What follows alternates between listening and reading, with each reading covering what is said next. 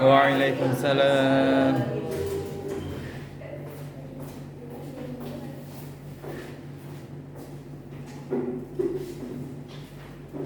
Assalamualaikum warahmatullahi wabarakatuh. Waalaikumsalam warahmatullahi wabarakatuh.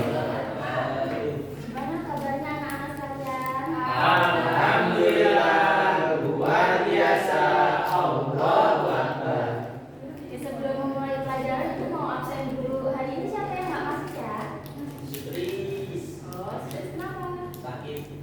Semoga beliau diberi kesehatan. Jangan lupa masih kurang sekolah dijenguk ya punya. Oke, kemarin kita sudah belajar tentang apa juga Kak?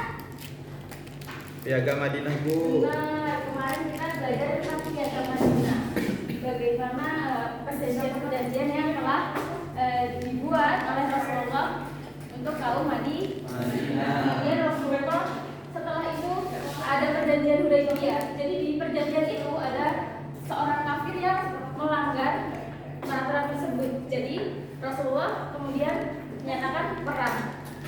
Nah, perang itu disebut apa? Anak-anak ada yang tahu? Perang Khandaq. Salah. Ada. Jadi untuk menaklukkan kota Mekah itu namanya Fathu Mekah. Nah, tujuan pembelajaran kita kali ini untuk mengamati faktor-faktor apa saja yang terjadi keberhasilan dalam menaklukkan kota Mekah. Jadi yang pertama itu ada kepemimpinan Rasulullah.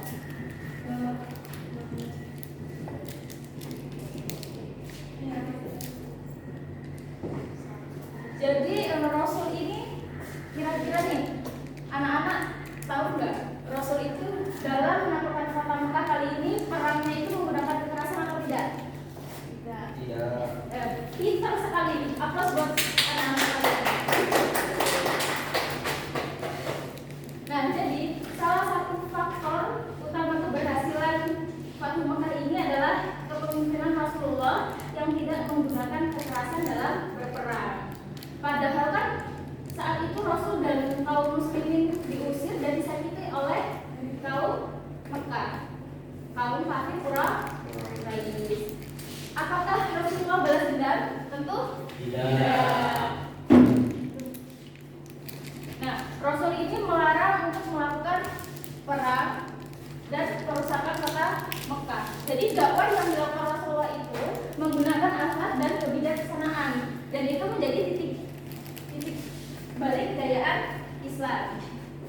Nah, pada peristiwa Fathu Mekah ini, sikap kaum muslimin yang lembut bijaksana itu membuat kaum kafir yang di Mekah itu luluh hatinya. Mereka ini kan berburuk sangka kepada Rasulullah dan kaum muslim karena merasa pernah menyakiti dan mengusir Rasulullah. Jadi mereka itu beranggapan bahwa mereka akan membalas dendam.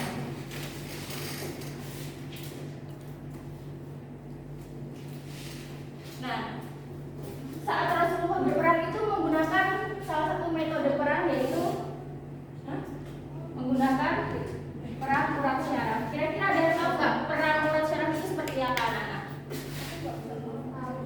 Jadi pada saat itu Rasulullah itu berbondong-bondong bersama kaum muslim untuk mendatangi Mekah. Jadi kan kaum kafir Quraisy itu merasa takut karena mereka itu datang ke Mekah dengan bareng-bareng serentak dan mengumandangkan takbir la ilaha illallah. Jadi kan kaum kafir itu kayak takut untuk melihat Rasul bersama kaumnya datang ke kota Mekah. Nah, sebelum melakukan peperangan itu Rasulullah membuat persiapan yang sangatlah besar, yaitu dengan membuat kemah di sekitaran kota Mekah. Nah, pada saat Rasul dan kaum muslimin membuat kemah, itu ada salah satu musuh yang masuk ke dalam Islam. Balanya kan enggak? Oh iya. Jadi yang masuk Islam Islam pada saat itu adalah Abu Sufyan. Abu Sufyan masuk ke dalam Islam karena melihat kegigihan Rasulullah bersama umat Islam dengan secara baik-baik. Nah, pada saat itu Rasulullah itu memanfaatkan pengaruh Abu Sufyan. Abu Sufyan ini kan oleh kaum kafir sangat dihormati. Jadi karena Rasulullah itu nggak pakai cara kasar dalam berperang, jadi memberikan keamanan untuk masyarakat Mekah, yaitu dengan apa? Yang masuk rumahnya Abu Sufyan bakal selamat, yang masuk Masjidil Haram itu akan selamat, dan yang di rumah saja itu juga akan selamat. Tuh ya. Nah, masuknya kaum muslimin ke Mekah ini sangat membuat kaum kafir merasa apa? Tidak merasa aman apa tidak aman? Merasa aman karena mereka dengan prasangka buruknya, tetapi apa? Rasulullah tidak membalas dendam. Jadi dengan itu kaum kafir banyak yang masuk Islam. Nah, apa saja sih yang dilakukan oleh Rasul ketika sudah di dalam Mekah? Ada yang tahu nggak? Mbak Lela tahu nggak? Enggak, Pak. Enggak, Bu. Jadi Rasulullah itu menghancurkan apa? Berhala. Bener banget. Jadi Rasulullah itu menghancurkan berhala. Beliau tawaf ke Ka'bah sambil menghancurkan berhala. Beliau itu menghancurkan berhala sambil membaca surat. Ada yang tahu nggak surat Quran surat apa? Jadi yang dibaca oleh Rasul yaitu Quran Al-Isra ayat 81, yaitu wa qul ja'al haqqu wa zahaqal batil innal batila kana zahuqa. Dan katakanlah kebenaran telah datang dan yang batil telah berlalu. Sungguh yang batil itu ternyata.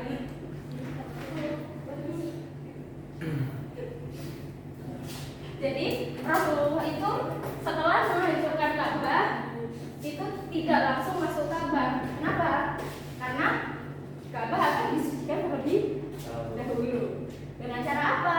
Yaitu mengumandangkan azan. Siapa yang pertama kali mengumandangkan azan? Ya benar semua difokus buat anak-anak sekalian. Bilang di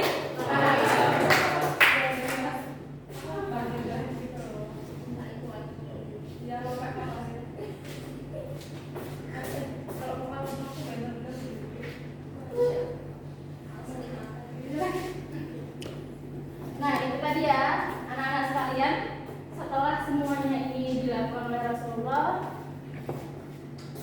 ada beberapa dampak. Yang pertama yaitu banyak penduduk Arab yang berbondong-bondong masuk agama Islam. Kemudian pada tahun 10 Hijriah, Rasulullah bersama sekitar kurang lebih 10.000 pasukan umat muslim melakukan haji. Ada yang tahu nggak haji apa, anak-anak? Haji wada. Nah, give applause buat Mbak Laila. Haji wada.